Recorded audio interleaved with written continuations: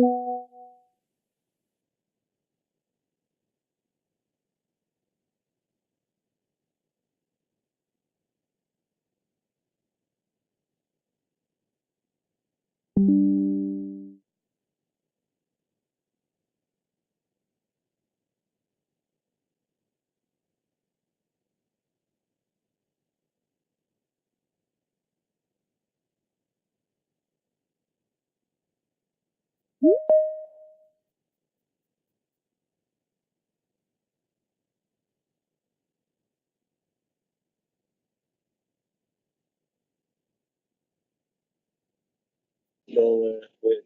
vum.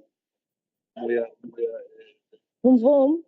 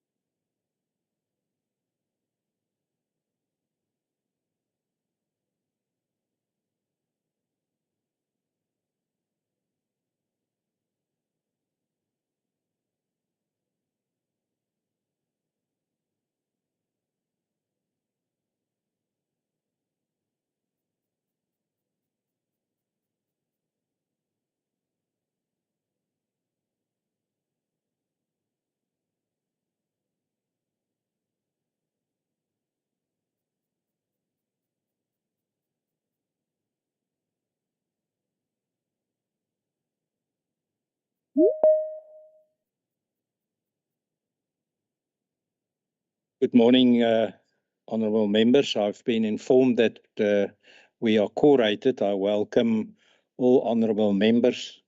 I also welcome on the virtual platform the honourable Speaker of the KZN Legislature, the best legislator in South Africa with the best speaker in South Africa. All officials and everybody present. We will start our meeting, and I will then... You forgot to mention the second best. Oh my word! I'm also on the platform. Honourable Gwala, we have the best chief whip in South Africa. I did forget. I apologise profusely. It's because I don't see you. They say, out of sight, out of mind. I apologise. I'll find the clerk. Thank you. Just on the apologies, any apologies? Good morning, Chairperson, honourable members, Secretary and colleagues. Chairperson, we received an apology from Honourable Kika, who is substituted by Honourable Colley on the virtual platform. That is the only apology we have. Thank you. I just want to confirm that the meeting is properly constituted. Is that correct? Chairperson, yes. Physically, we do have Honourable Mavimbela, we do have Honourable Nkopane, we do have Honourable Winkler, and on the virtual platform, we do have Honourable Madlopa, we do have Honourable Colley, we do have Honourable Gwala. Thank you. Thank you so much. Then let's just adopt the agenda.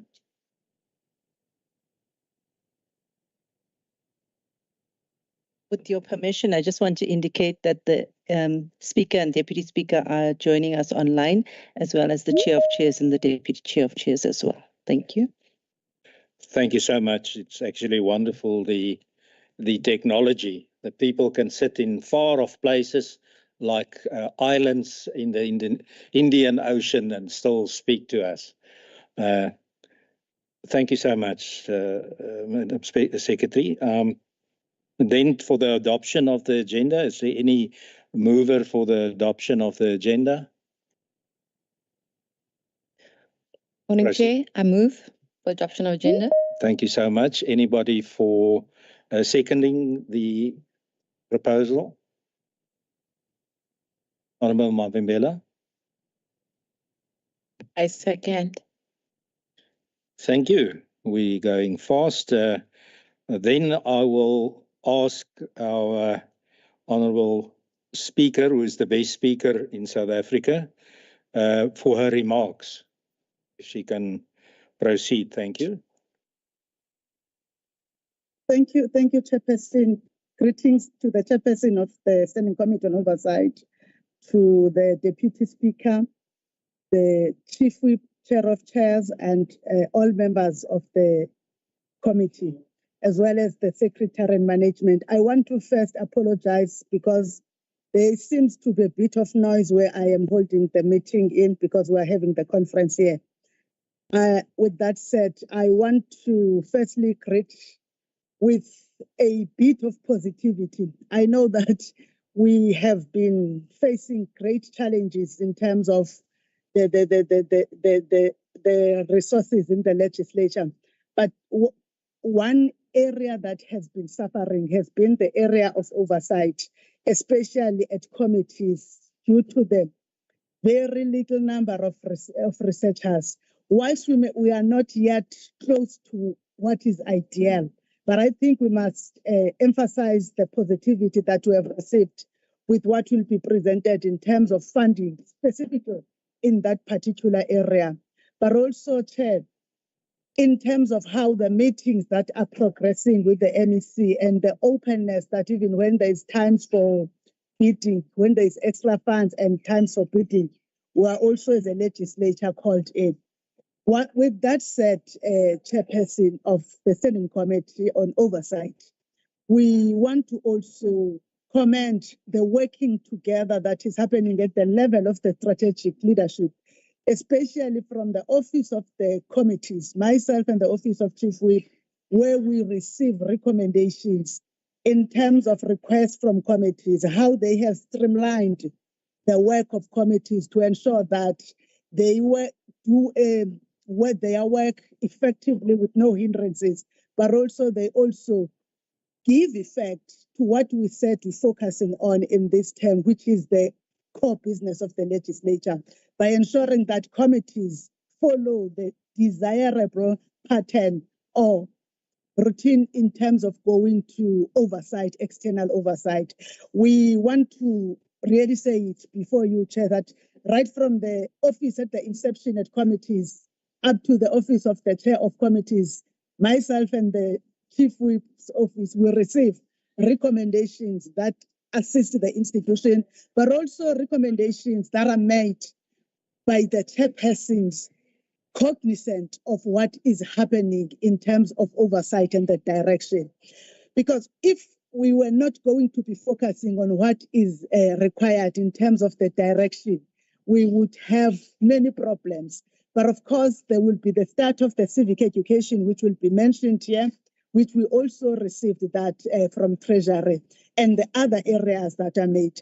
But another significant Chair, that we might, a significant area is that from the Speakers Forum, we had deliberated on the regulations for FAMPLA, because since 2009, FAMPLA hasn't had any regulations that were adopted because they can't be adopted by us at the level of the legislature, but they have to be adopted at the level of the National Assembly. And we also believe that when they are moving with that, ensuring that the regulations are tabled and everything is resuscitated and tabled, it is going to make our work easier and also ensure that the capacity of the Standing Committee on Oversight to oversee us is also strengthened and also made easier.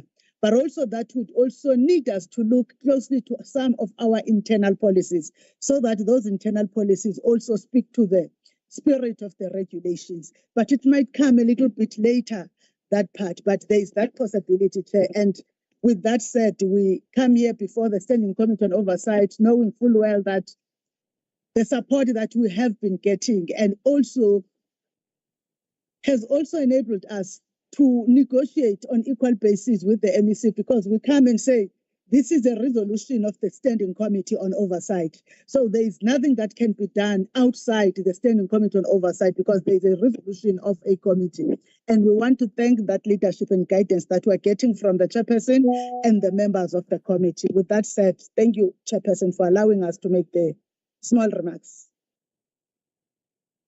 Thank you, Honourable Speaker. Just on the FAMPLA that you have raised, I have asked our coordinator to forward those regulations to all the members, that you can at least look at it. And if there is any questions on it, I would advise that you forward it to the committee coordinator, so that we can have a look at it when we have it in advance, when we deal with it at the appropriate time. I do agree that it seems, just looking at it very quickly this morning, that if adopted, it will be of assistance to the legislator itself.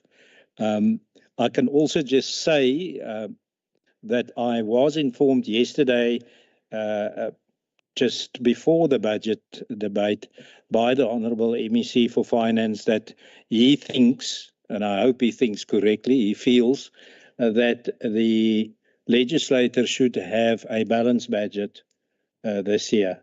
So I think it's positive thinking. We must try and do that. I know it's a challenge, but it would be wonderful if we could achieve that. So thank you very much, Honourable Speaker. I hope the scenery there in the Seychelles is enjoyable. Here it's a bit rainy and drab today, so not as nice as the island. Then, before I go over to the new matters, I clearly am getting old. I should have drank my extra Salusa 45 this morning. I forgot to introduce our new researcher, legal advisor, knowledgeable, all-round knowledgeable person, Kies Besuidenhout. He has a wonderful surname also. I love that surname. So I'm sure we will be capacitated by his presence. So members, feel free to utilize him as much as you can. One has to work to stay out of trouble. Then we can go over to new matters. The first one is the 25-26 annual performance plan. It's noted here the presenter will be Mashubani, Mr. Khumalo. I am not Mr. Khumalo, but I went to with your permission. I very specifically say it's noted on the agenda. Good morning to the chairperson and all members of the Standing Committee on Oversight of the Legislature, Madam Speaker, Madam Deputy Speaker, Chair of Chairs and Deputy Chair of Chairs, Executive Management and staff present. I just want to also indicate to the Standing Committee on Oversight that Mr. Kirsch Bezuidenhout comes from Provincial Treasury. So he was the legal advisor at Provincial Treasury, and they're not very happy with us for having taken him, but we're very happy to have got him for this committee and for finance. Chairperson, with that, I just want to indicate before Mr. Khumalo comes in that the presentations that you have in your packets, it's a 22-slide presentation. It comprises of the strategy and the annual performance plan targets. Very important to link that to the budget allocation of what we're getting. And just to indicate that Mr. Khumalo is going to take us slowly through it, because he needs to talk to the issue of the vision. What is our mission? He needs to talk to our strategic objectives on the lawmaking aspect, on the public participation, on oversight, but also on governance, those 4 strategic objectives. And drilled down from them is the annual performance targets on each of it. And what we're trying to do is trying to equate the input of the budget to an outcome that's impactful. So in as much as there's no, so we want to have support for the House and support for the committees, but that support is just input. What you want to get from the committees and from the House is impactful resolutions that translate to service delivery from the executive. So everything that we're looking at in the strategy and the APP is geared towards meaningful oversight. And also to indicate that when we move on to the CFO, he's going to talk to the budget request. We requested for this year an additional 93,020,000. We got 40,725,000. So what we wanted, the nice to have, or what we think is needed, and what we got is much less. So that also then has to be factored into our capacity and our capabilities. So they're going to go into that in detail. We also want to indicate that the sector themes, although we have our own vision and our mission, we are influenced by the fact that we work in a sector, legislative sector. Throughout South Africa, there's a theme of transformation. There's a theme of collaboration. So all of those 4 themes that are coming in is filtering into the work that we do as a legislature. So with that, Chairperson, I'll hand over to Mr. Khumalo to go through the strategy and then to the CFO. Thank you. Thank you, Chair, and good morning, Honourable Speaker and members and colleagues. Our strategy for the term has the following pillars. Basically, there are 3 that we are going to consider. We're still looking from an oversight point of view. We're focusing on NTP, but we are in the province, and the province has broken it down through PGDP plans. But this term we have what is called MTDP, which is medium-term development plans. They are still linked, but our focus is on these MTDP plans. And the general philosophy or approach from the core business is basically that we are driving an outcomes-based oversight. The term oversight there is not only linked to the oversight activities, but it's looking at the legislature as an oversight institution. So both on our public participation oversight function as well as lawmaking, the outcomes issue is going to be central in how we execute our work.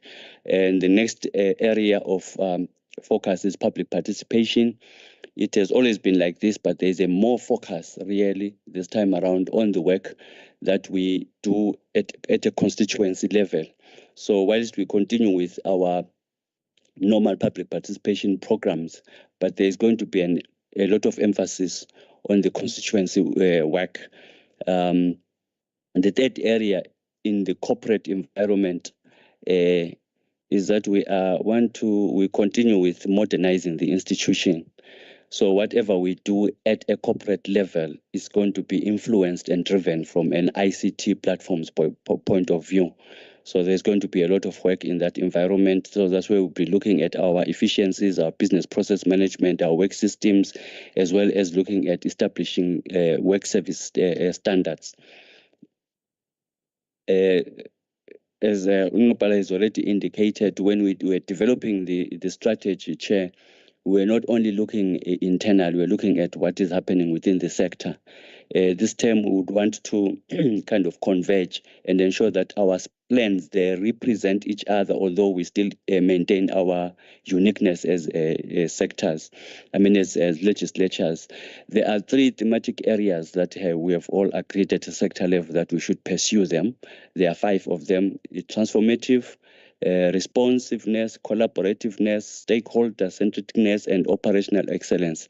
As I continue in the presentation, I will indicate exactly where these fit in our plans. In terms of our outcomes-based approach, particularly as we execute SOM on the core business, there was an introspection that we made that what exactly do we want to see? What outcome do we want to achieve by executing our mandate? What we want to see is a more responsive and accountable government, which is what is indicated there in the diagram in terms of outcomes, because the ultimate impact where we want to have is at a level of providing the quality of service, an improved quality of service to our citizens. But the legislature does not do that directly. It does it by overseeing the executive. And that executive must be responsive to the needs of the people. And whatever we do through our mandate is to ensure that our executive is more responsive and accountable. Our outputs, it doesn't matter what we do. Ultimately, we have to produce a resolution.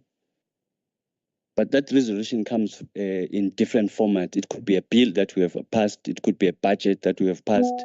It could be a report that we have adopted. But it's all coming from our budget processes, our research reports, our committee reports. So those are many outputs, but the main output is what comes out in the House as either a bill that has been passed or a budget that has been passed. Our activities remain the same. We continue with our oversight visits, our committee meetings, tracking of resolutions, consideration of various reports. We continue with all those programs. But what is really changing is the approach, the outcomes. I'll make an example. If we are going to have a committee oversight visit, before we get there, we must have an idea of an outcome that we are trying to achieve by that oversight visit. I'm giving you just an example. So all our activities, some of them may not be able to give you a direct outcome, but we must be able to relate it to a specified and identified outcome at some point. The inputs are the normal ones that we have. Our budgets, our policies, our systems and everything.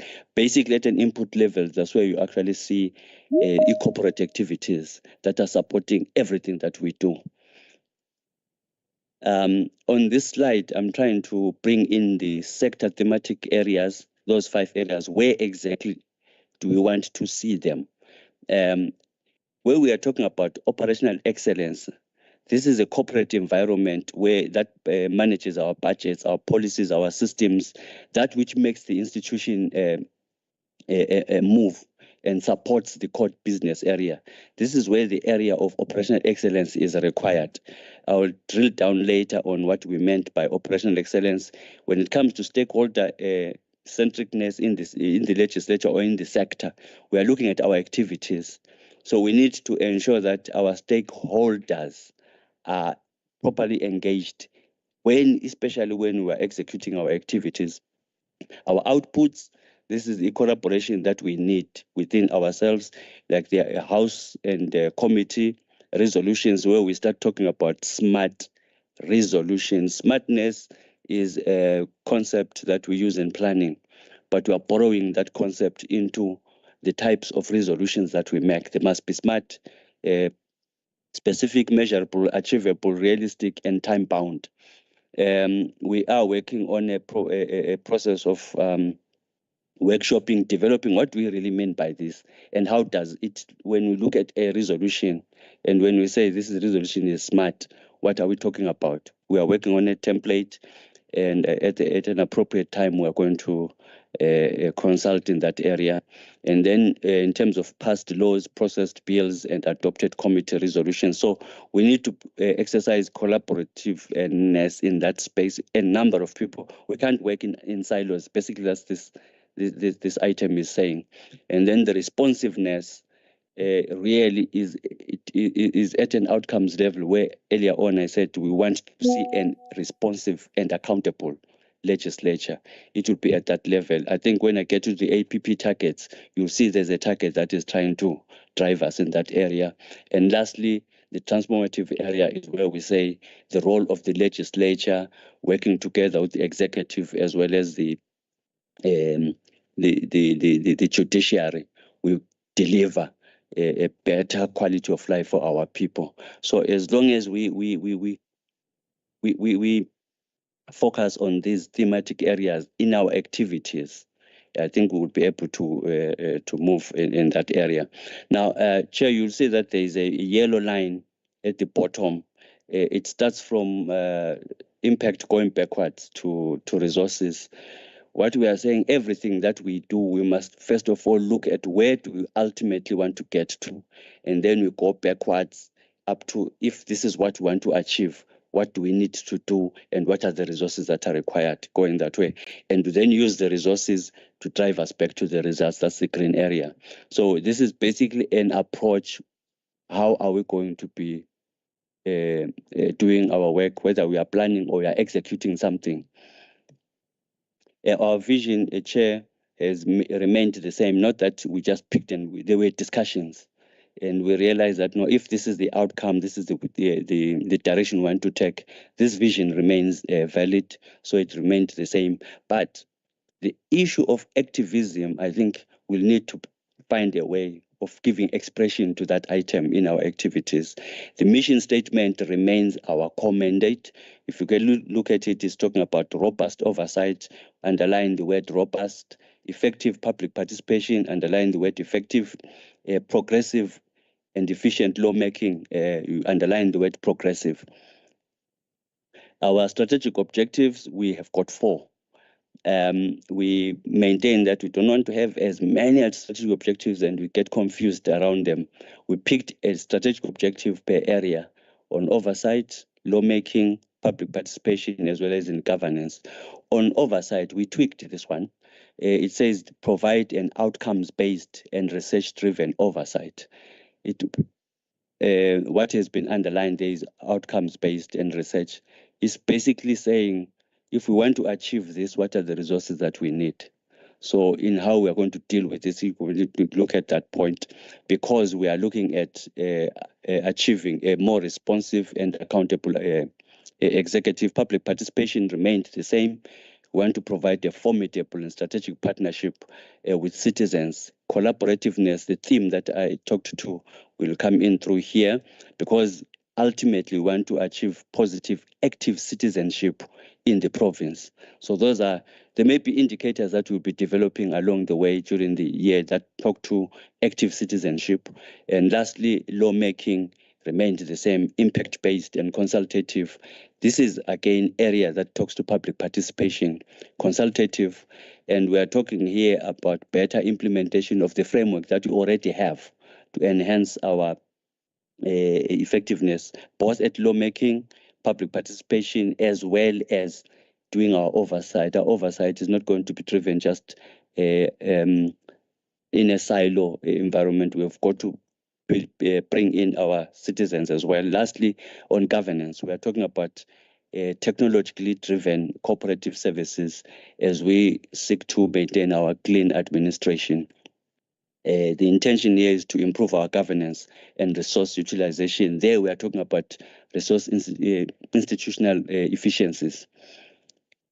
The broad deliverables, Chair, under public participation, we are looking at mostly constituency work, where we are saying, well, let's go into that area and review the frameworks in that space, as well as we fund this area through constituency allowance policy, and also enhance, like I indicated earlier on, KZN public participation strategy, how we implement that space. On committees, Chair, we're looking at establishing a routine and focused role on Chapter 9 and 10 institutions.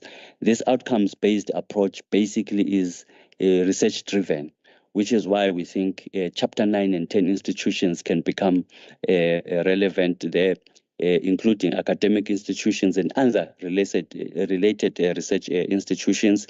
We will be continuing. This depends also on our availability of funding, but we do need to collaborate with professionals where we do not have the skills within the institution, particularly on technical areas. I think committees that may require this area will be finance, works, transport, all those that have a lot of infrastructure programs. And lastly, we're looking at resolution tracking, indicated talking about smart resolution track. And lastly, we want to review the programming of the legislature to ensure that we have adequate time for committees, house sittings, and constituency work, as well as NCOP work. On corporate area, we are rebuilding the legislature's budget. This is our dream, Chair, and I think we are beginning to see something coming through. But the past 3-4 years, we have had budget cuts. If we could go back to our baseline, I think we'll be able to push more, and we'll be implementing a outstanding digitization strategy items, projects in that area. Want to develop and implement in the area of human resources and interventions around organizational culture change. On the targets for the APP, maybe you will not last term with about 9 targets in the program 1, but this time around we've gotten 5. Not that we reduced anything. What we did, we consolidated all FAMPLA related indicators and made them one, so that report consolidates everything. Otherwise, then we are going to be focusing on our human capital, security services, and look at particularly our implementation in the area of ICT, provide a modern institution. And then lastly, we support the area in the Office of the Speaker and the 3 offices. On program 2, pardon me that I captured program 1, but now that is program 2. On program 2, there are 3 indicators that I would just want to mention, but most of them here remain the same.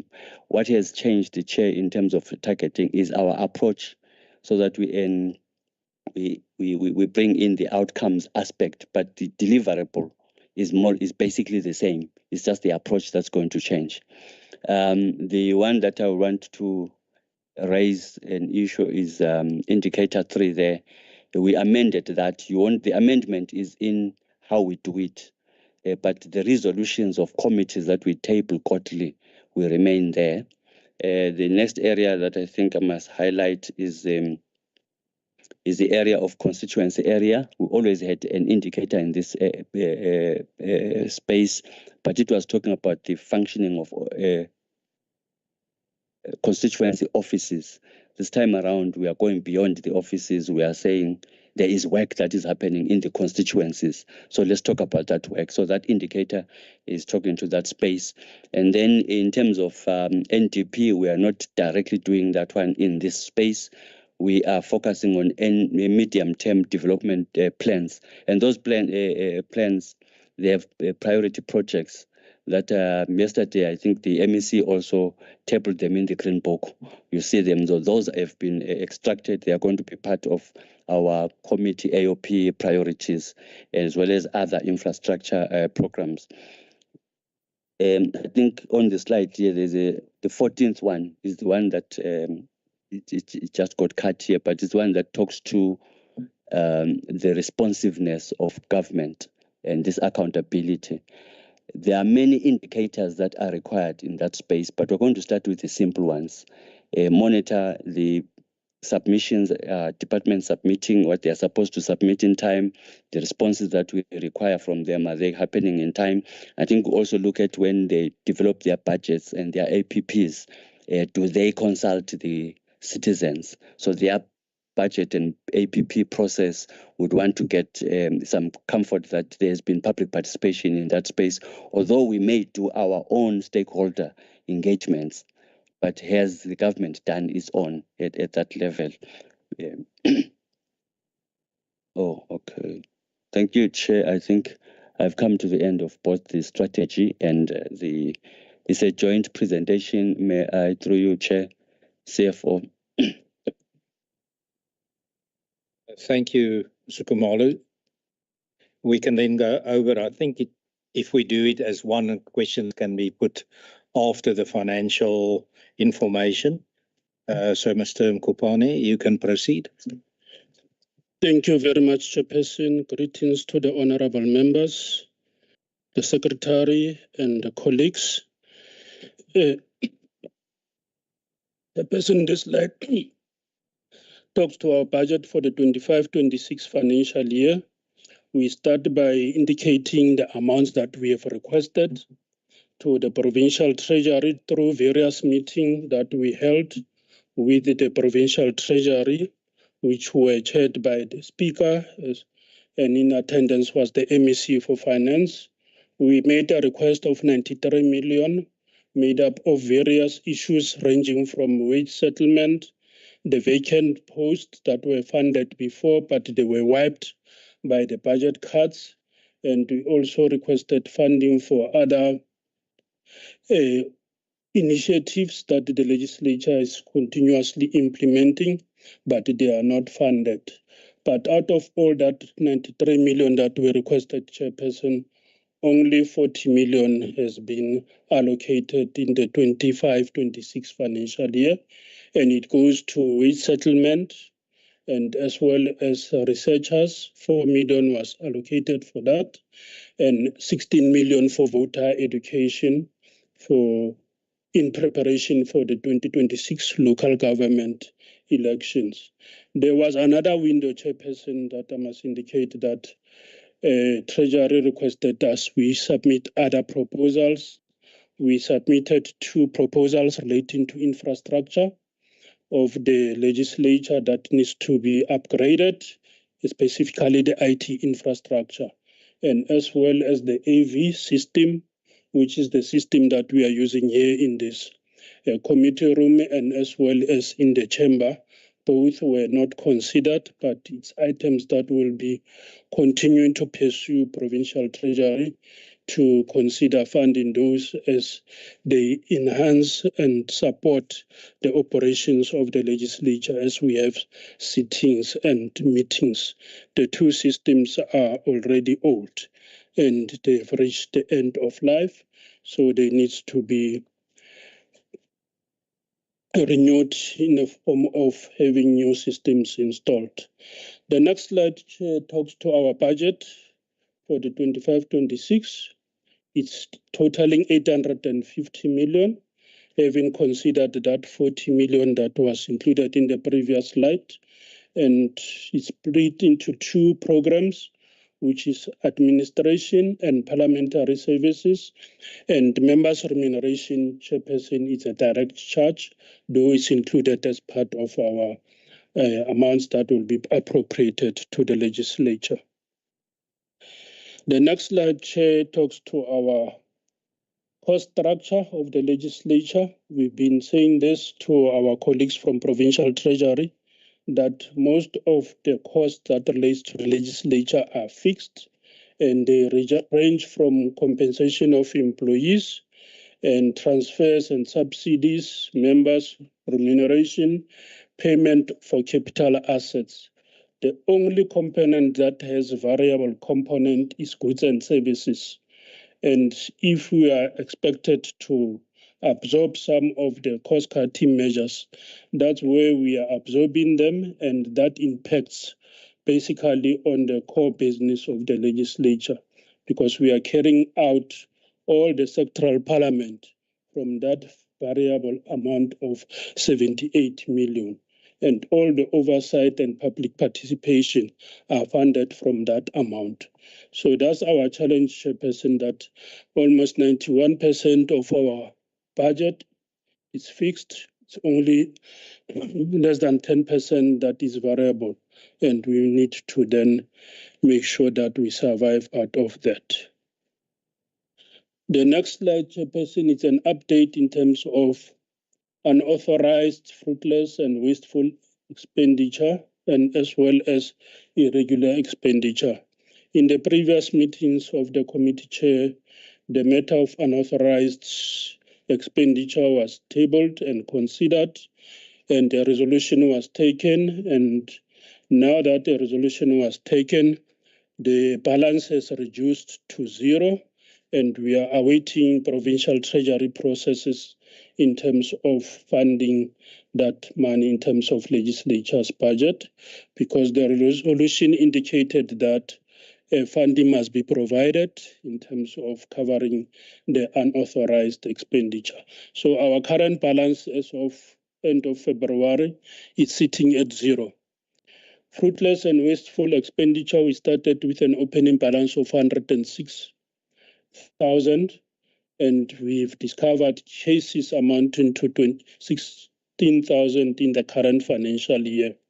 But we had already investigated some of the cases, and a total of 68,000, not millions, has already been written off based on the investigations that were carried out.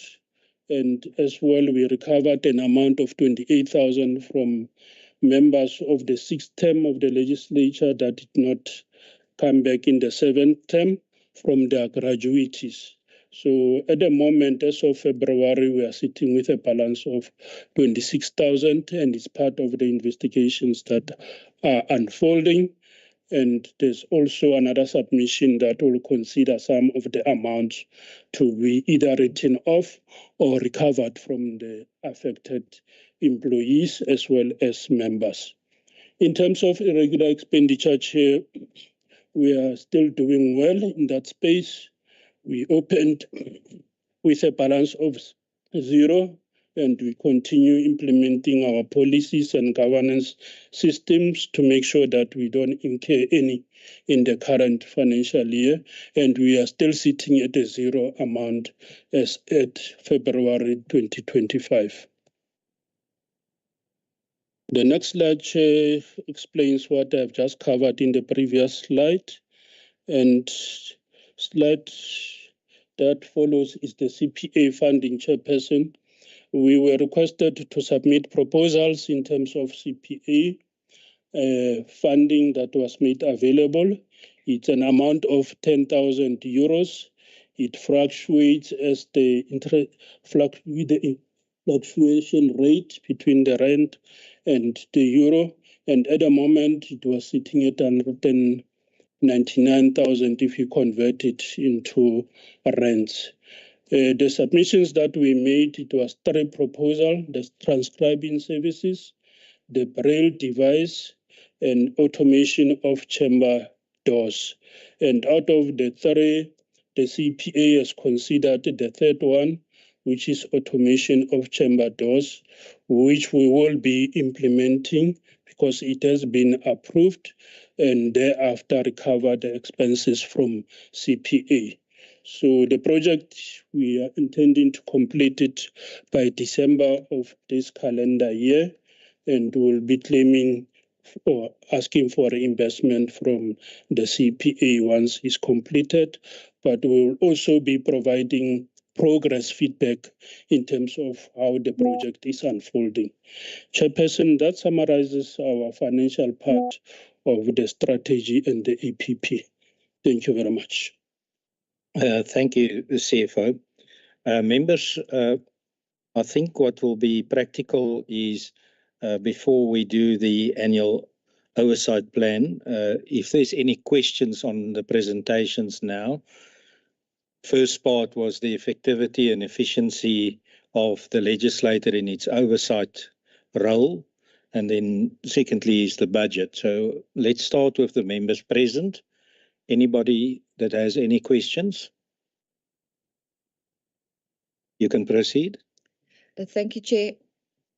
I do have a question around the 68,000 that was written off in terms of the fruitless, unauthorized and wasteful expenditure and the nature of the investigations into that amount. Could you perhaps elaborate on what those investigations are and the nature of why that amount was written off? Thank you.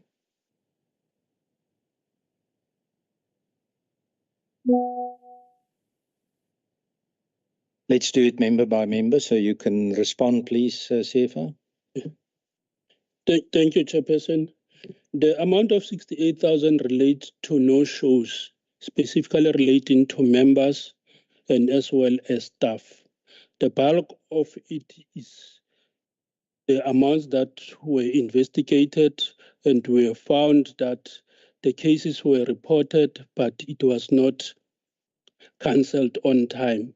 And some of the issues relates to members that are no longer with the legislature and have left, did not come back during the 7th term of the legislature. Having considered what came out of the investigation, we felt like it will be fruitless to pursue those amounts because it was small amounts ranging around 1,000 rand. And the cost of pursuing those, it will be greater than what are the amounts that we need to recover from the various members. But there are cases where the employees are paying back the amounts in terms of the investigation because they were found to be responsible. Thank you, Chair. Thank you so much. Any other questions, maybe from the virtual platform? No hands. Yes, Chair, it's me. Okay, I can hear me. I think me is Dirks, Honorable Dirks. Yes, the Please. same one that was using your name in vain yesterday in the legislature. Yes, I am glad that you concede guilt, but you can proceed, Honorable. No, thank you, Chairperson. Chair, just a follow-up on the CEO's response. The CEO says some of these write-off is no-shows. Now, surely if the member is still in the legislature and there was a no-show, surely it should not be written off, it should be recovered from the member. Even if it was it was reported late, the member, and we couldn't do the cancellation in time, the member must be held responsible, because if a member knows he's not going to show up, the member should alert the staff earlier in order for them to make the necessary arrangements. So I think no shows by current members that in the legislature, money should be recovered from the members. Thank you, Chair. Thank you, Honorable Dirk. So what I'm understanding is more stating to the officials that action must be taken against those that incurred these costs. It must be recuperated. It can't just let be. Is there any such things happening, CFO? My hand was up, sir. I know your hand is up, Honourable Speaker. I'm just doing it member by member quickly. It's more efficient, and then I'll come to you.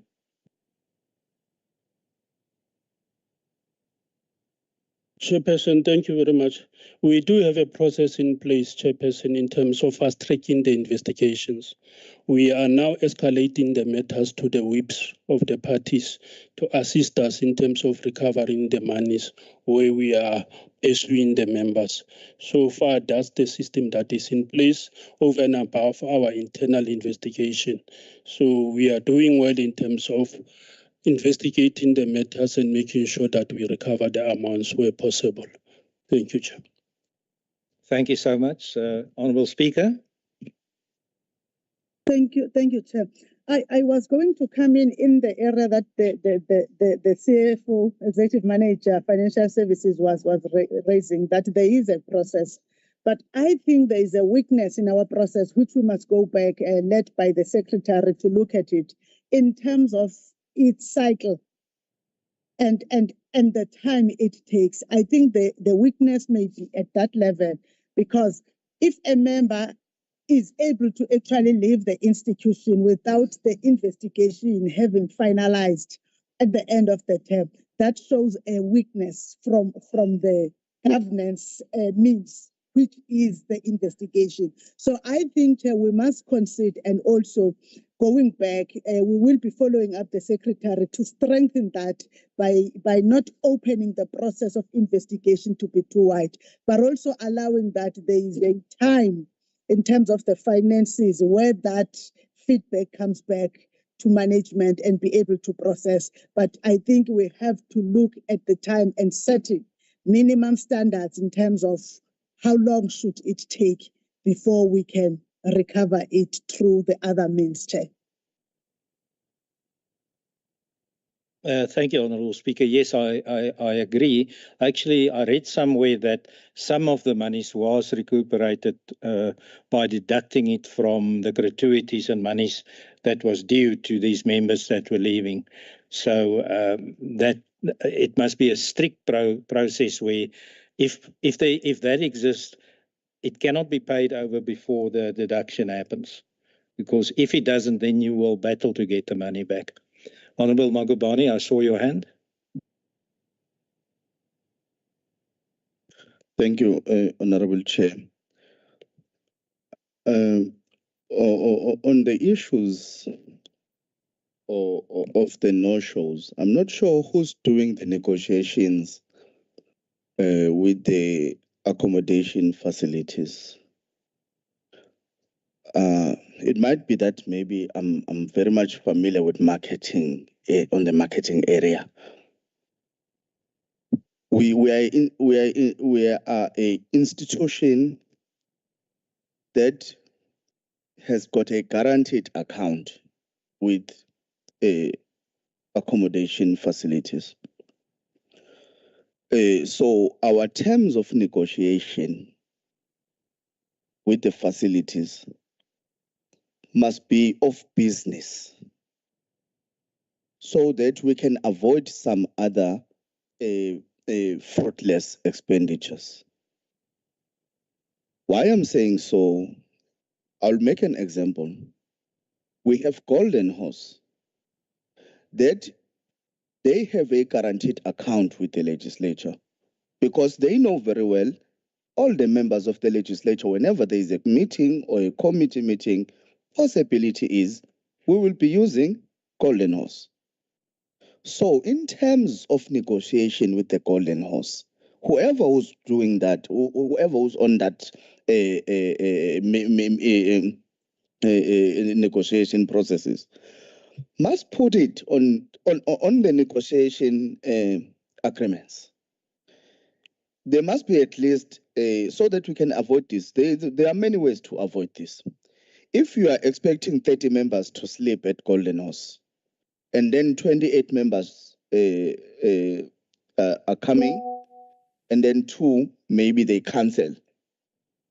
Then on the negotiation agreements, it must be at least that says there must be an agreement that says if I can be able to report a cancellation maybe 6 hours before the end of the business or during the day of that time when the member is supposed to pitch up, then we can then keep those 2 accommodations to be utilized on the next booking.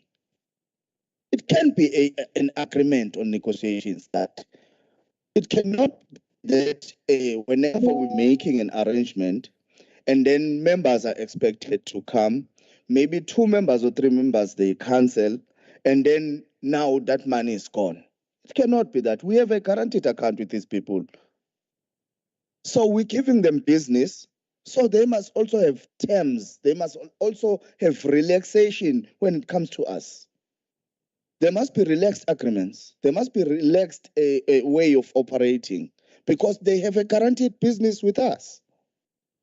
So we can avoid some other fruitless expenditures, especially with the facilities that we're always giving them business.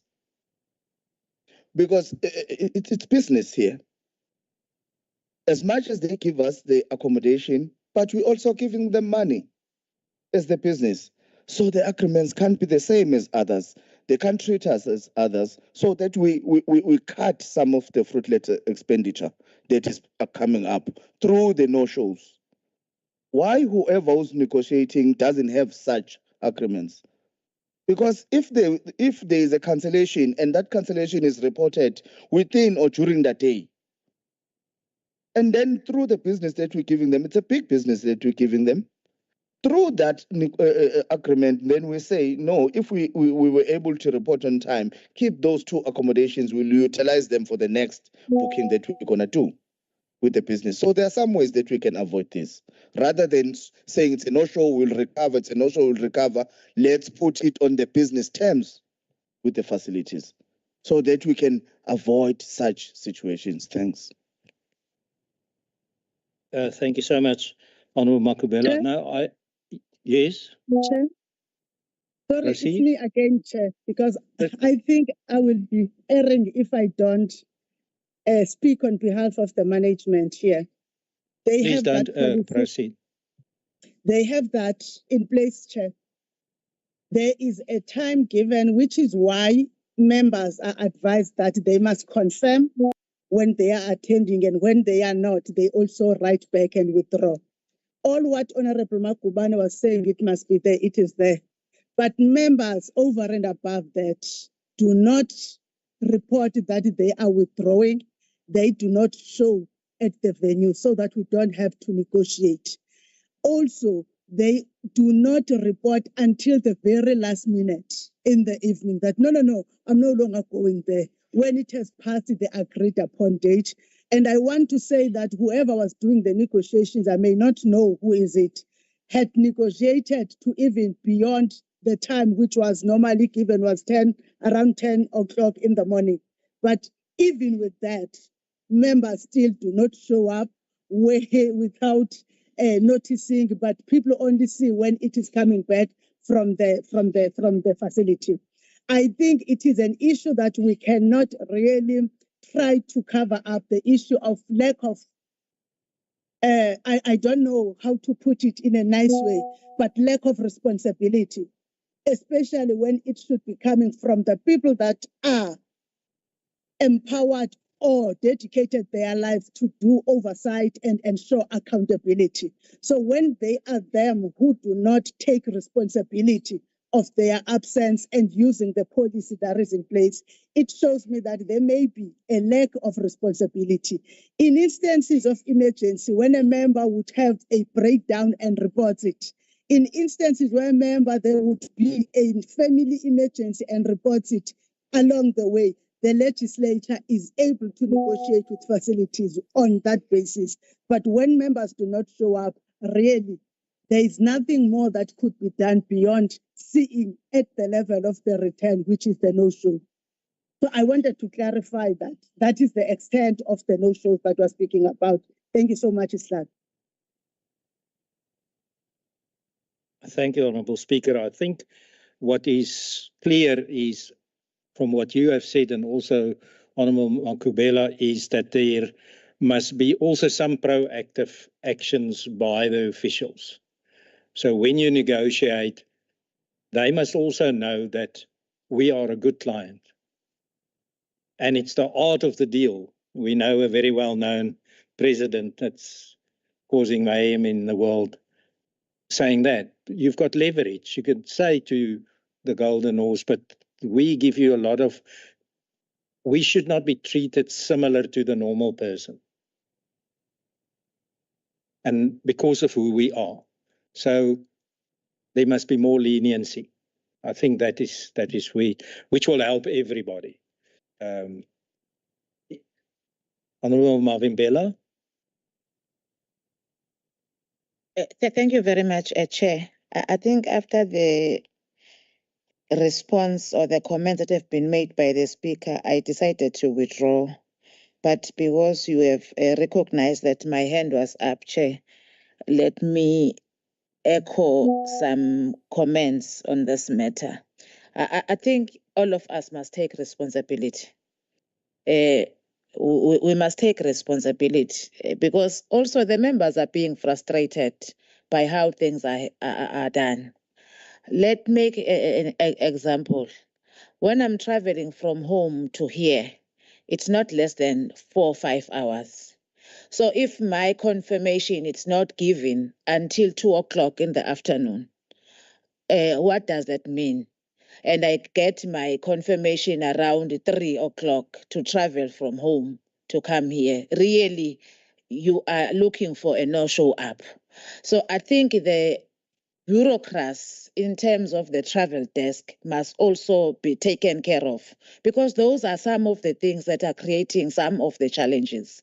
I'm not on the side of the MPLs, and also of the officials. As I'm saying, all of us must take responsibility, and whoever is giving a responsibility must act on time and do the work accordingly. Because it's also frustrating to don't know whether I'm going or whether I'm not going, and your plans are being frustrated also because you have other things to do, and you can't be waiting to get the confirmation, whatsoever. Yes, if the member have not cancelled, if the member was supposed to cancel, the legislature really must call for that one. And also the time frame must be considered.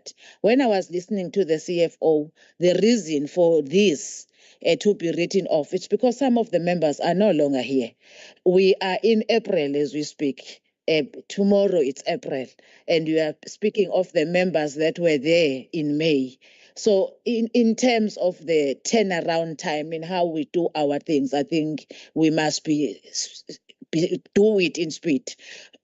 At least monthly, we must look at these were the accommodation that were reserved for members and they've not shown up in this month. Then the following month, you start the processes. I think that will also assist so that we do not have a number of writes off, because we are running short of monies ourselves.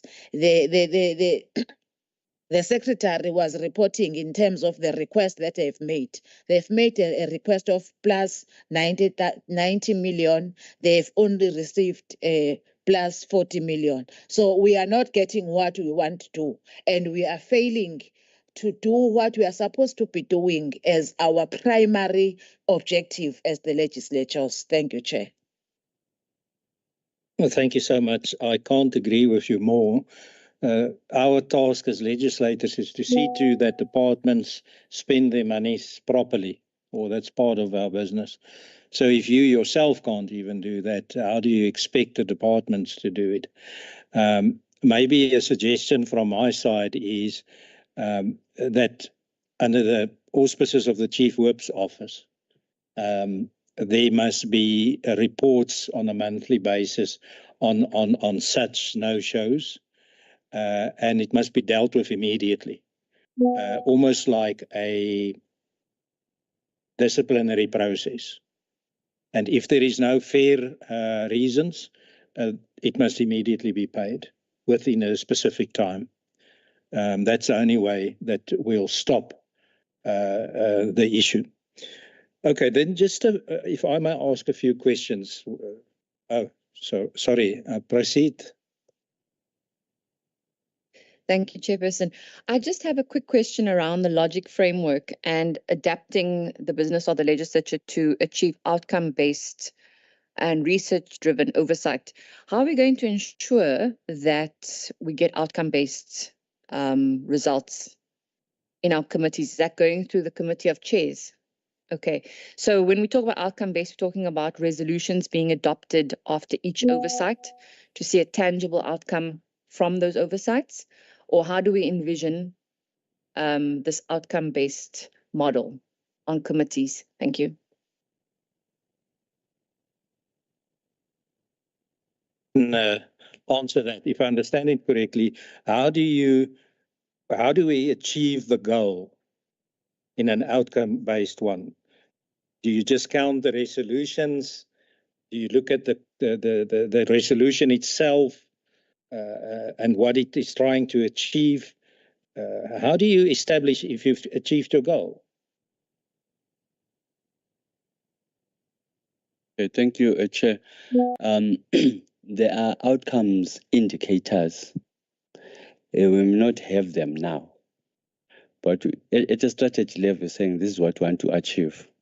But there are, if you go to your AOP, there are priorities that you put there. Those priorities must be attached to MDGP outcomes. There are PGDP outcomes, so you must draw them down into that space.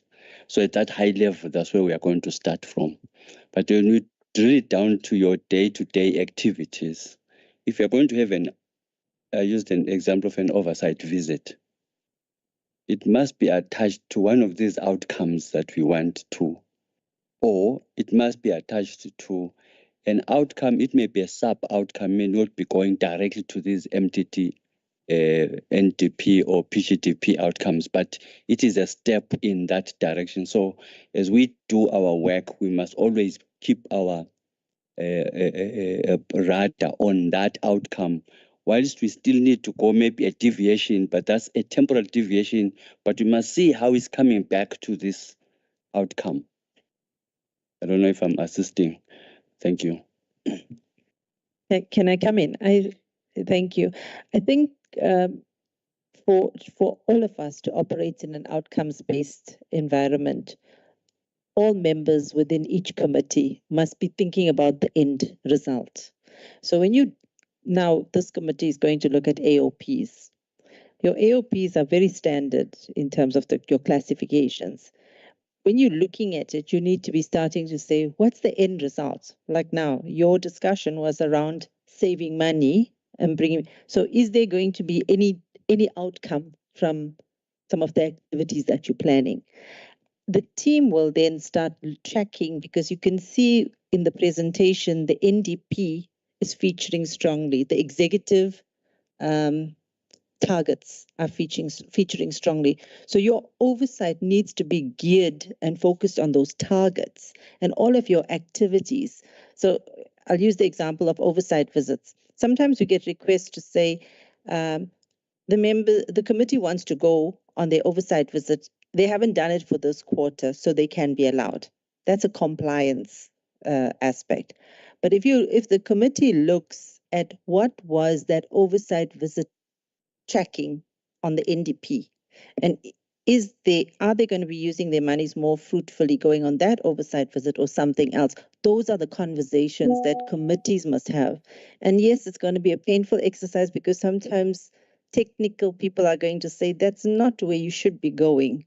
And eventually everybody is going to be elevated to the point of shifting from activities, but to looking at outcomes. But it's going to take a lot of work. It's not going to happen overnight. It may not even happen in the 5 years, but we want it to happen in 5 years. It's like setting your benchmarks. When you want to put your baseline, it's very difficult to get to a baseline to say how far did you move. But if we all work collectively, I think we can get there. The thing is, we can't leave it behind and say, well, let's just focus on what we do. Thank you, Chair. Yeah. Honourable Nkopane, I see you back. Okay, I think I left this question. I just wanted to check on the issue of the vacant posts. Are they affecting the department, or are they affecting the way of working? What type of post? Because I know some other ones that we had issues on, the researchers, it seems to be partly covered, but it's partly covered. So what kind of positions that are vacant that doesn't have funding now, or that was not allocated anything? And then in terms of the oversight as well, I see there's no anything allocated. So basically, the budget is it's not even 50% covering what was projected.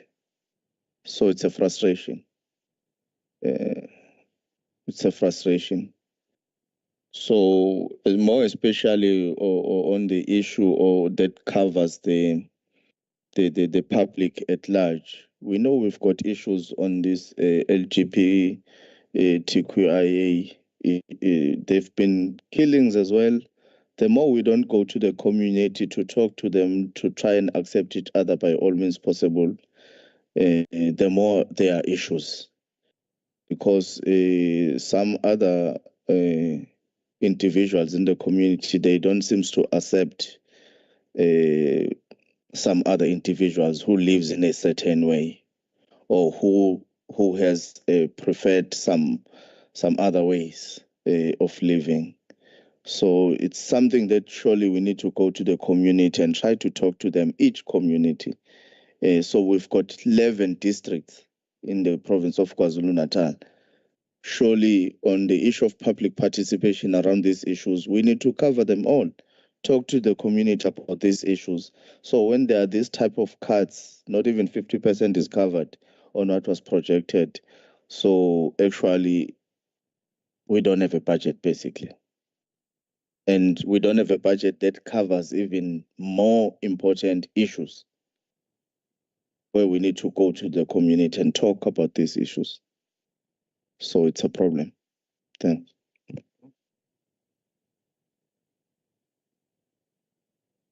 No, before the response, I am a little bit puzzled by what Honorable Nkopane is asking. I want to follow in the steps so that when the response is being given, we are on the same page. My understanding, Chair, the team was trying to give us the explanation of the 90 plus that they were requesting and how are they going to allocate.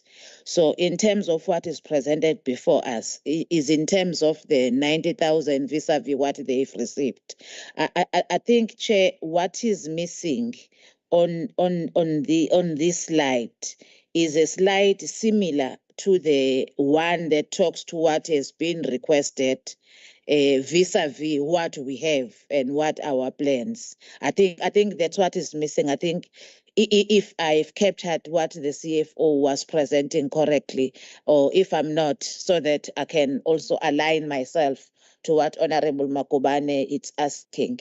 I think the slide that is similar to what the originally budget is and how is it being allocated according to what we are given and the 90 plus that was requested, because I think that talks to the 40 plus that was received from the request. Thank you, Chair.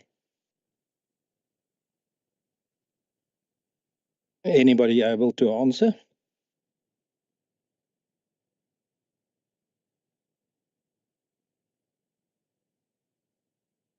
Chair, Thank you. I will come after the CFO. Okay. Thank you very much, Chairperson. Chairperson, in terms of the vacant positions, the vacant position cuts across both admin as well as core business. There are a number of positions that were in the organogram that were funded before the cycle of budget cuts. As we absorbed the budget cuts totaling 213 million over a period of 3 financial years, the funds that were allocated to those positions were easily eroded by the budget cuts. And so far, we were trying to say to Provincial Treasury, just re-establish our baseline so that we can fill those positions. So at the moment, we are still engaging with them. The only thing that we achieved is the researchers that they've allocated funding for, but there's quite a number of positions that are outstanding. Even for researchers, it's not all the researchers request that we made, but they made an available an amount of 4.2 million that we need to then prioritize and see which committee can we then start facilitating the process of having researchers appointed for them. And in terms of the initiatives, there are a number of initiatives that were introduced by the legislature, and those initiatives, we're funding them from our savings over the previous years. During the COVID period, we realized quite a number of savings, and we use those savings because when we have savings, we don't surrender those funds back to provincial treasury, but we utilize them for the legislature business. So they were then rechanneled to those initiatives, some relating to LGBTQI, sex symposium, young women's symposiums. But now that the budget cuts have eroded all that leverage that we had, that's why they are back into the request to provincial treasury to say we now have these programs that are part and parcel of legislature business, but there's no funding for them. So in terms of our cost-cutting measures at the moment, we are still using those fundings to make sure that we fund this project. And in terms of the plans and the slide. Yes, that slide is missing. We'll work on it and make sure that we align what is available, the 40 million, with the plans going forward. Thank you, Chairperson. Thank you so much, Honourable Speaker. No, thank you, Chair. I was also trying to remember, because I remember that there is a meeting of the STACOV, I'm not sure, that requested the secretary to prioritize and show the positions that were vacant. I'm not sure whether she had submitted it to the committee, because I think what Honorable Nkopane is raising is what is valid in terms of that resolution of the same committee, standing committee on oversight, where we were asked to show the posts that we have categorized as critical. I think I remember that part. But with that said, if the secretary hasn't submitted it yet, I think it just has to be a reminder, Honorable Chair, that it must be submitted. But also as a point of emphasis on what relates to public participation, the symposias. Initially, they were funded from the savings, but they were also, in some years, funded through a collaboration with the SARS at a national level, where they were funded by the EU. We are also, in the meantime, which is why we are keeping them in the program, even though there is no money, so that honorable members are not also confused by that. We are also pursuing other partnerships that will see us achieving the same objective, but through other means, like we did when they were first brought into the legislature, when we had the partnership with the South African legislative sector and the European Union that was funding them. If at a certain point, then nothing comes of it, we will commit to coming back to the Standing Committee on Oversight to report on that. But for now, we're keeping them there because there are also discussions with prospective partners to partner with us whilst we are still waiting for funds. But the important part is that we don't want also Treasury to have a perception of thinking that we have done away with it because it was not provided for. So if it is provided for, even Treasury will be aware that there is a need to finance and also provide allocation, because that is still a responsibility that we have to carry out as an institution. Thank you. Thank you, Chair. With your permission, I just wanted to add to the response. I am looking at the resolution responses that were tabled in the meeting of the 19th of February. In fact, I had picked it up and I was going to talk to it. That response was for us to provide the critical posts and also address the critical funded posts. And the resolution was only critical funded posts be filled. But in our response, we showed you vacant positions like the executive assistant in the office of the secretary, the manager researcher, the senior researchers. We went on to Hansard and corporate services, but we also indicated that we'd utilized all the funding for the funded posts. We'd utilize it to cushion the other areas that we are facing challenges on. And even in that meeting, we said that notwithstanding the fact that Treasury had given us monies, 4.2 million for the 3 researchers, the cost of hiring 3 researchers would be 4.5 million. And so there's still a shortfall of 300,000 that we have to find. So we keep mopping up. Overall, our budget is now 850 million. So with the request where they gave us 40 million as opposed to 90 million, we would have wanted our budget to be 900 million. And then we would have been able to manage with that. But now it still means we must rely on cost cutting, we must rely on funding. That CPA funding that we've got, in fact, it's because the speaker said to us, there's a circular that's coming out from the CPA that shows that they're wanting to fund any disability projects around disability. And we then, through our name in the ring, and we managed to get something not many parliaments or legislatures have succeeded. We have. But that's the kind of resourcefulness that we're trying to move into now to supplement our our gaps on the budget. Thank you, Chair. Yeah, thank you so much. Yeah, if I look at the funds, it is unfortunately still a difficult situation. I mean, just looking at the fact that we were allocated less than 50% of what we asked. But what is worrisome is that our fixed expenses is 91% of our budget. So it seems that the legislator is like my own finances. Come the first, you were woken up by your phone and you just hear all the money going out. And at the end, there's nothing left for yourself. That is what we've got here, because, I mean, compensation of employees, members' remuneration, everything here, it's fixed. It's going to go out. That leaves us with not even 10% to do our job. Now, it's a double whammy because it's 9% to do the job. Added to that, we only received half of what we asked, or less than half that we asked. So in essence, it really makes it very difficult for the legislator to achieve the goals that the first part of the presentation was all about, and was raised by Honourable Nkopane.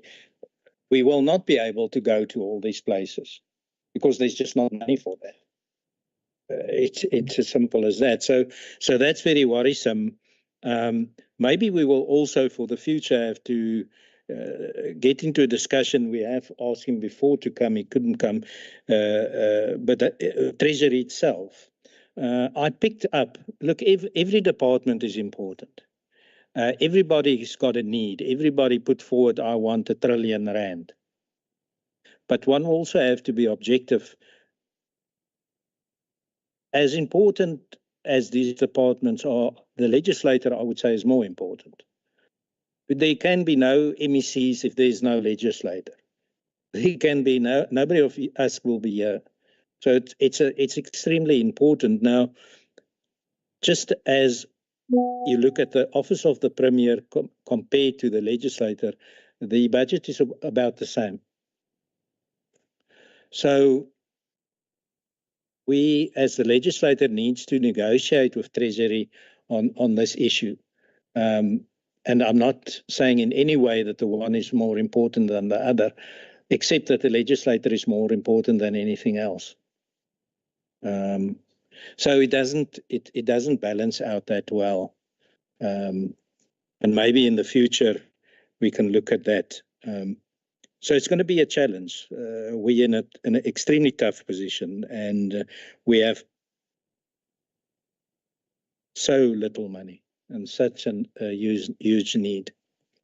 So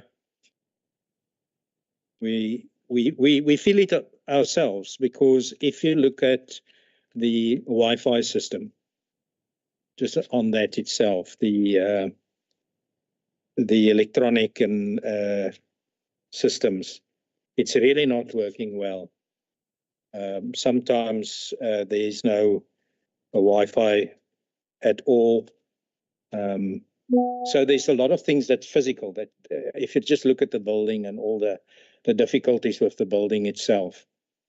So committee, what I would suggest is that we will have to try our utmost best to do with what we've got. That is the reality, but also demand our fair share from Treasury as much as we can. Is there anything else from any member? Can we then go over to item number 7, the last item, presentation of... Okay, I see there's 2 members still. No, sorry. Mavimbela. Sorry to take you back, Honorable Chair. As you were trying to close on this matter, and also the Secretary reading in terms of our previous resolutions, I'm reminded that we had planned to meet with the Treasury. If we can get a response because it's now history that he have tabled the budget without ourselves echoing what we want to see in that budget. I think even if it is late, we still need that meeting. What was the response in terms of the Treasury meeting with us to persuade him further and present our case to him? And I understand the issues that the speakers always raise in terms of how do they feel, in terms of how the legislature budget it's being taken into consideration and the work that is doing, because it's like we are kneeling to the people that we have to do oversight over them, and we cannot do what we are supposed to be doing because they are the kingmakers in terms of the budget. If we can get that response and also continue to pursue further our meeting with them, even if it is late now. Thank you, Chair. Yes, I fully agree. We have to do that because there's another budget next year. Yes, Honourable Makabela. Chair, it's Honorable Makubane.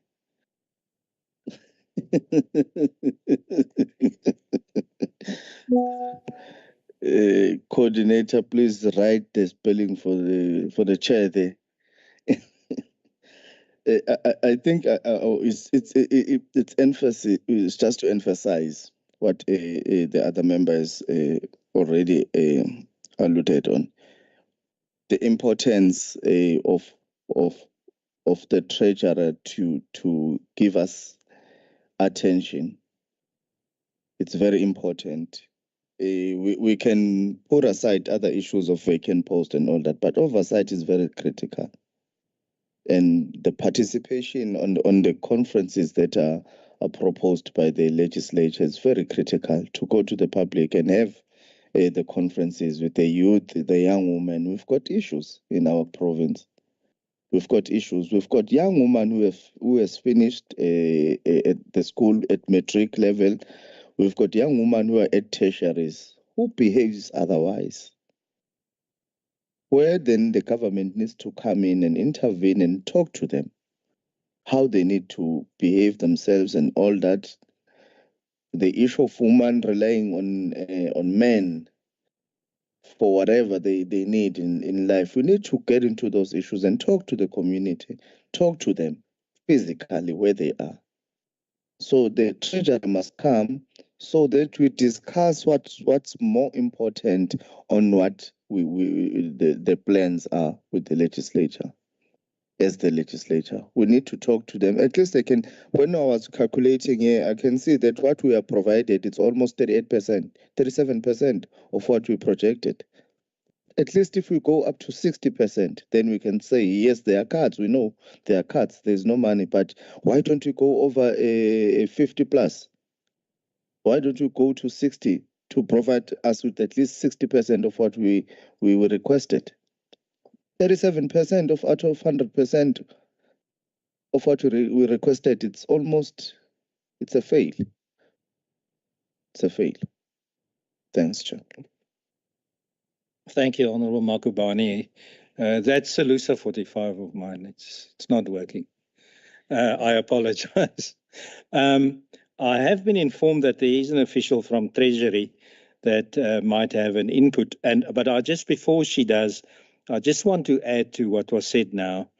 I haven't looked at it, but is there any other department that received such a small percentage of what they asked?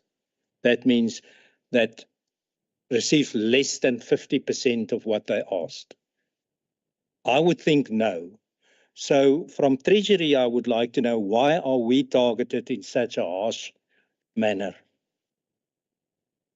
If the official from Treasury can maybe assist us. Good morning, Chairperson. This is Joanna Eduboahin. I'm the Budget Analyst for Vote 2 Legislature. And Chairperson, is not an issue that Legislature has been targeted by Provincial Treasury. The main issue here is there is no funding. And when there is no funding with competing priorities, it becomes difficult to allocate resources to everybody has requested. So in the case of legislature, Provincial Treasury did try to allocate some funding during the 2025-26 budget process.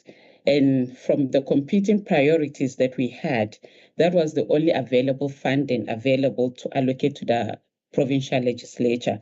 And most departments that also requested funding, Chairperson, most of them did not get any money or any funding.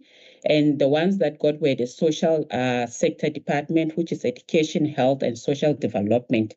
And they did not get more than, I think, 30% of their requested funding either. And that's mainly because there's just limited funding and there's no funding in the provincial fiscus at this stage. But I think the discussions between Provincial Treasury and the legislature were, if there were available funding, you are always the priority and also on top of the list. And we are also looking into your funding request. And when there are available funds, you will be allocated funding. Thank you, Chair. Thank you so much. Members, can we then go over to the annual oversight plan? Mr. Nzuza.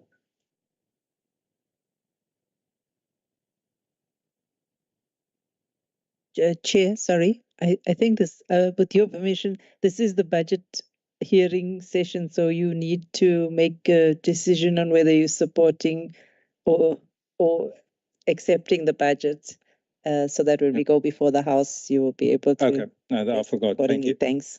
Well, we've all voiced our displeasure, but then on the other hand, if we don't agree, we will have nothing. So I'll leave it over to the members. Please proceed, Honourable Mavimbela. Thank you very much, Chair. I don't know whether we are doing it part by part or as a member. Okay. Thank you very much, Chairperson. We accept the budget that has been presented before us. We were just lamenting because of the frustration that we are seeing in the budget, but we are accepting the presentation that has been made to us. Thank you, Chair. Let's put it like this. Is there anybody that's opposing the budget for vote 2?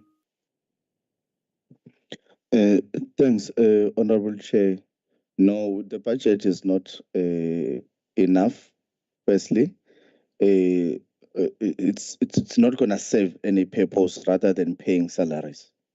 So we, as the MK Party, we opposing the budget. Thanks. Yes. Who else wanted to say something? Madam Secretary, how do we vote? Do we vote on it? Okay. So let's start with the members here. So we've already have the first member, Mavimbela, that supported, the second member that did not support. Support the budget, please. Thank you. Okay. Any other members present? The members on the virtual platform? Honourable Gwala? Yes, I do support Honourable Chair. Thank you. Budget. Honourable Dirks? We reject this budget and we will not support it. Thank you very much. Honourable Madlopa? Okay.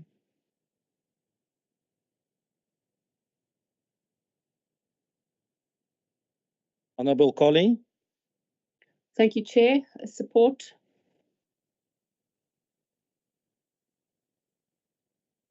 Well, I also support. So what is the tally there?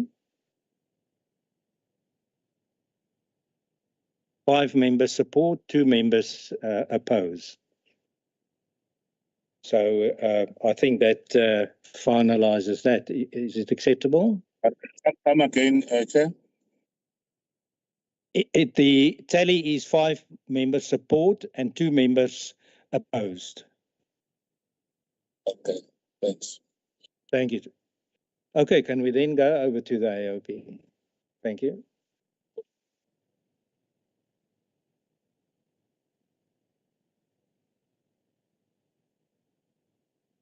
Thank you very much, Honorable Chair, honorable members.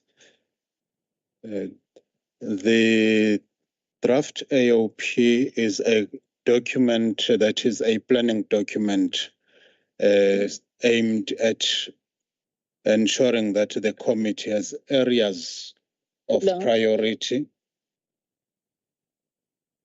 ensuring that apologies. The annual oversight plan is the plan for the committee that will guide the activities for the current financial year. Chair, let me indicate that the document that was circulated prior.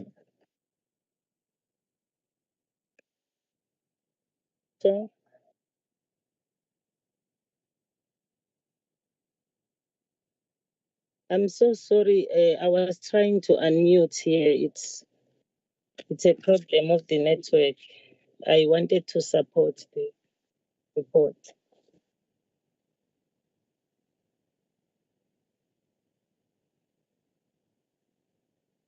Thank you very much, Honorable Chair, honorable members.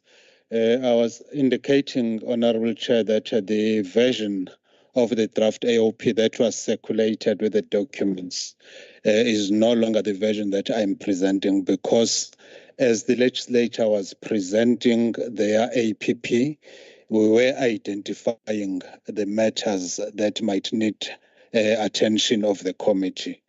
That is the highlighted area in yellow, even with the document circulated online. It had been highlighted for that very same reason, because we need to await until the institution has presented in order to identify the possible priorities. The committee is established in terms of Rule 166.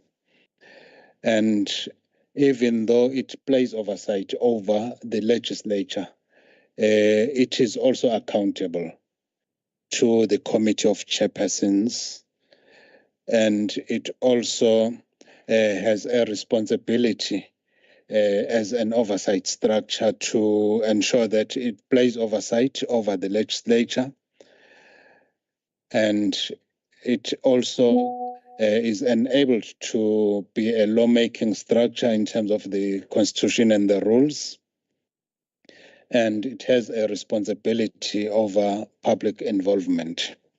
The priority areas, Chair, that we identified are in line with what was presented in terms of the strategic plan, the APP, and the budget. We've identified the digitization of the KZN legislature.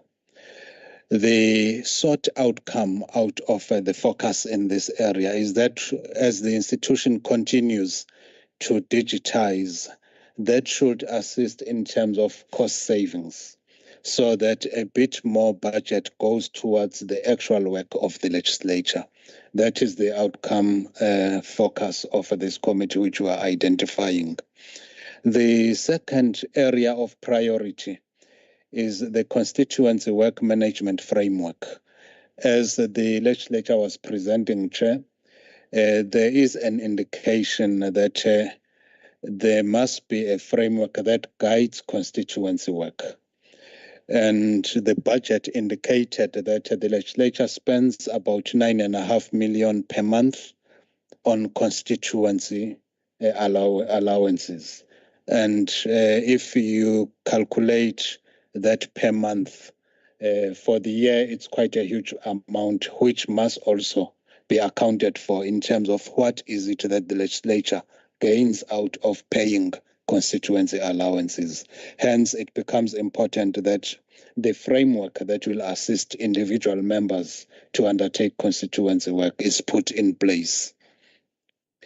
The next area is looking at the renewal of the public participation strategy and the implementation of outreach programs.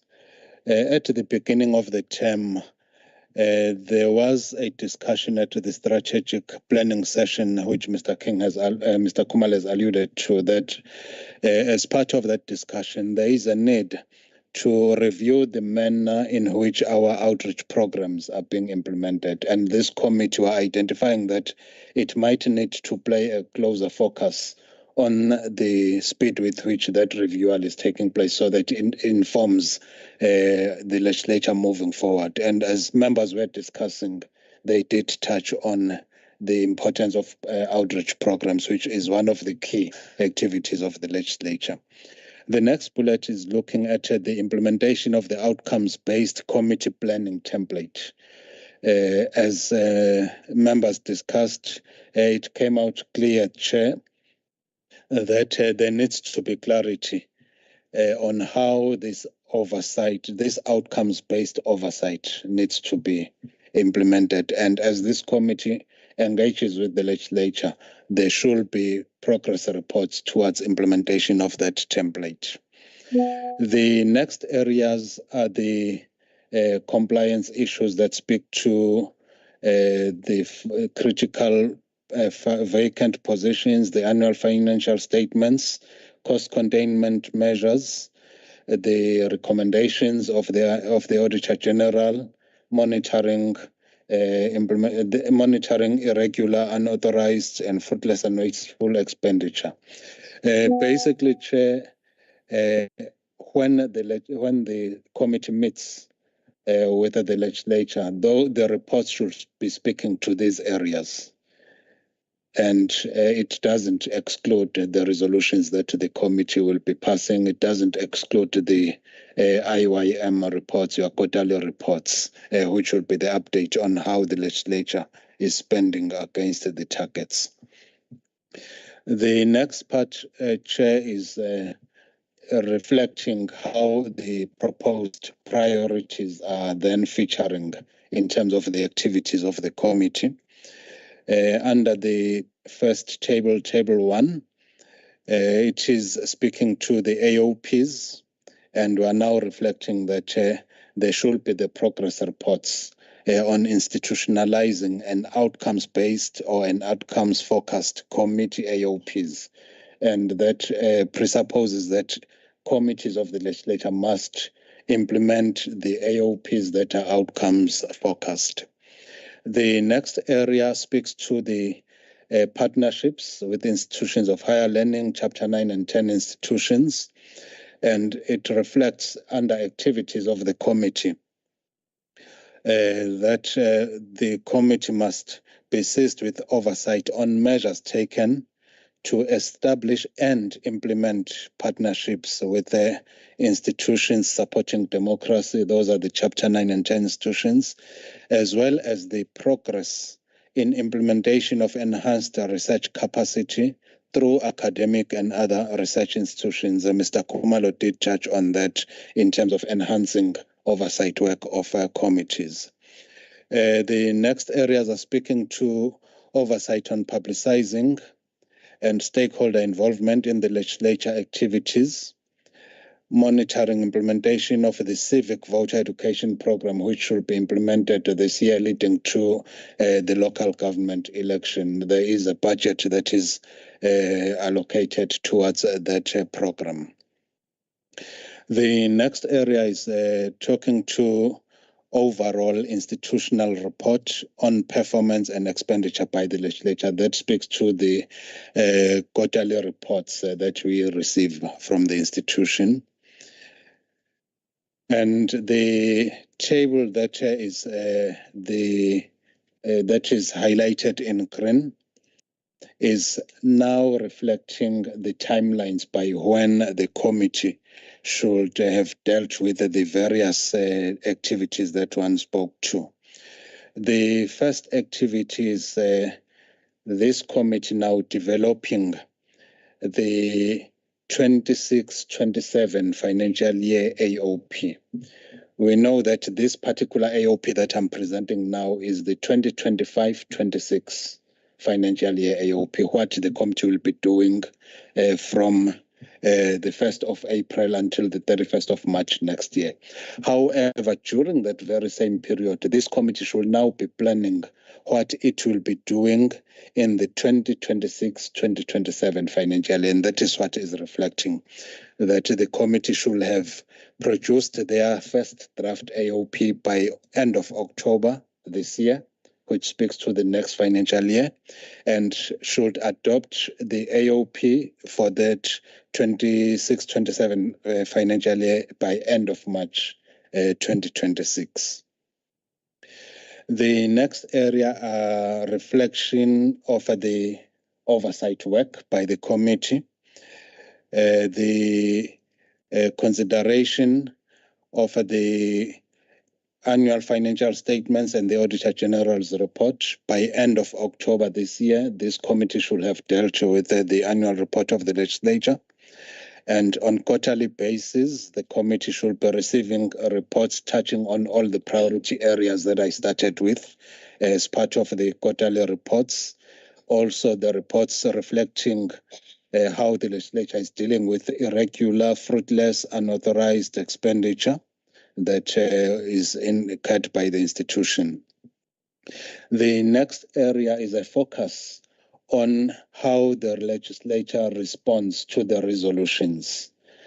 And a report is expected by end of June this year, end of October, end of November, and end of March.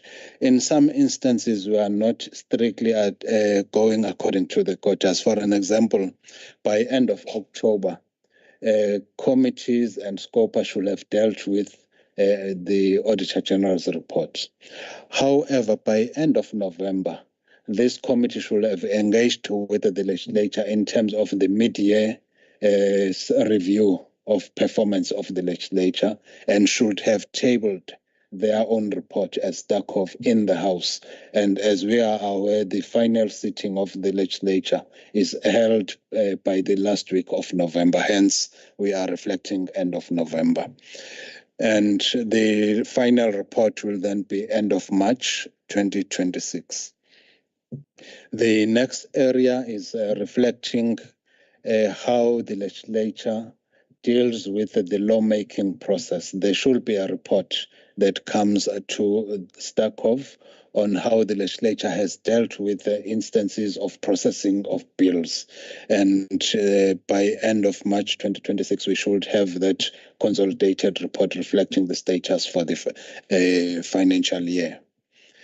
The next part is speaking to public involvement, where there should be reports to this committee on how the Legislature is implementing the outreach programs. And that will then include the progress reports regarding the renewal of those programs as we move forward. And we are expecting 2 reports from the Legislature by mid-year as well as by end of the financial year. The last part of the AOP is speaking to the empowerment of this committee to undertake its functions, and we are providing for 1 empowerment session. We are not necessarily speaking to the international benchmarking exercise. However, other than that, the committee can have the workshops on identified areas where the committee is requiring its own empowerment session, and we need to be reporting on that by end of March 2026. Chair, that is the draft AOP for the committee for further inputs, and we are requesting that it be adopted at this meeting. Thank you. Thank you so much, members. Any questions on the annual oversight plan? If there is anybody on the virtual platform that maybe wants to ask a question, so we can then proceed in adopting the the plan. Anybody that wants to support the plan? Please, members. Thank you.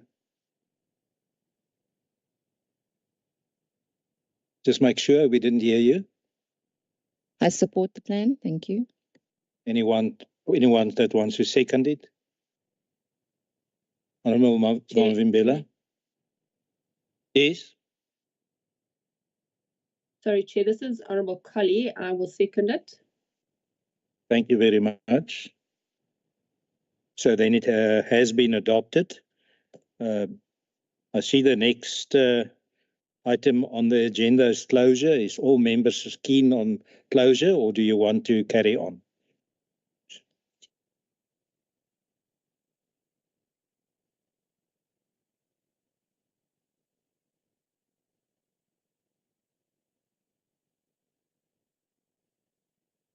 Well, I don't think there's any money left as we saw, so that's why we won't go on the international ones.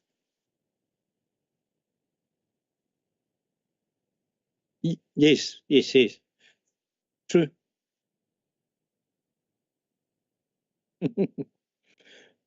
Thank you. The meeting is closed. But yes, you would see there was no food here because there's lunch downstairs. So for those that's hungry, go for it.